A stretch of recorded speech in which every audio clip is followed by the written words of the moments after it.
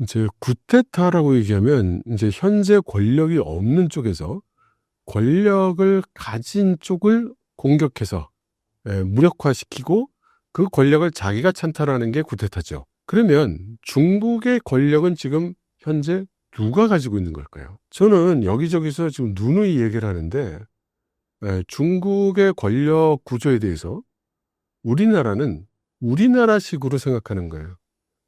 그러니까 독재다 이런 단어를 쓰고, 독재는 당연히 독재자가 하는 거고, 독재자는 당연히 한 사람이며, 그 한 사람은 당연히 권력기구에서 제일 높은 자리에 앉아 있는 사람, 이렇게 생각하는 거죠.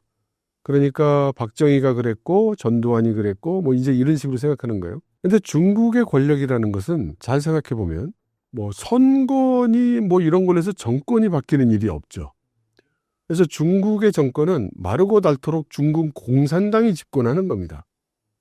그러면 누군가가 정권을 찬탈하고 싶다면 국가 권력을 찬탈하는 게 아니고 공산당의 권력을 찬탈해야 되는 거예요. 그럼 공산당의 권력은 누가 가지고 있는가? 그것은 지금 얘기한 대로 중국의 권력이라는 건 세 개로 나뉘어져 있는데, 중국 공산당 주석 자리로 대표되는 공산당 권력, 그 다음 국가 주석으로 대변되는 정부 권력, 세 번째는 군사위원회 주석으로 대변되는 군부 권력, 이렇게 볼 수 있습니다. 그럼 구테타를 한다 그러면 최소한 군사 권력은 가지고 있는 거겠죠. 모두를 가지고 있지는 않더라도 상당한 부분을 가지고 있다고 봐야 되겠죠. 그러면 군사 권력을 가지고 가장 먼저 찬탈해야 되는 대상이 되는 게 공산당 권력이에요. 그럼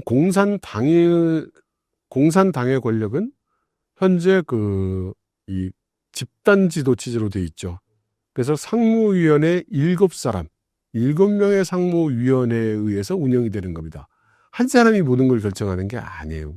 그러면 지금 그 상무위원회에 들어가 있지도 않은 사람인데 내가 찬탈을 해서 상무위원회를 내 사람으로 다 바꾸겠다 라는 거는 거의 비현실적입니다. 왜냐하면 이 상무위원회에 들어있는 사람들이 하루 이틀 속된 말로 가위바위보나 구슬치기를 해서 든 게 아니고 평생 동안 마르고 닳도록 권력 투쟁을 해서 온 사람들이란 말이에요. 그래서 이게 쉽지 않고, 그렇게 된다 하더라도 정부 권력을 다시 장악하는데 쉽지 않습니다. 그래서 군부가 누군가가 그 권력을 찬탈하려고 하면 이 세 가지 권력, 군부에서 자기를 지지하고 정부에서 자기를 지지하며 당내에서 자기를 지지해야 되는 거예요.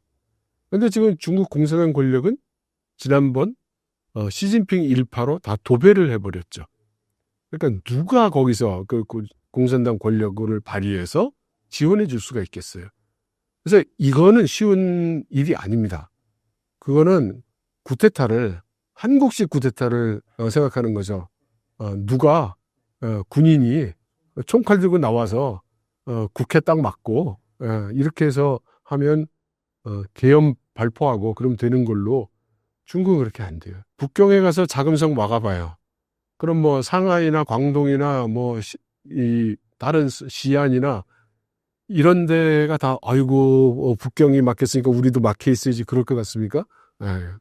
그건 어려운 얘기예요. 그래서 만일에 구테타가 일어난다 하더라도 현재 그 권력 이너서클 내에 있는 세력이 아니면 어렵다. 근데 그렇게 보자니 시진핑 일파로 다 지금 바뀌어 있는 상태에서 생각하기 어렵다. 지금 여러 가지 권력 투쟁에 관한 이야기가 나오는, 여러분들 자세히 살펴보시면 시진핑 주석에 대한 권력 투쟁이라기보다는 포스트 시의 권력 투쟁이라고 보셔야 할 거예요.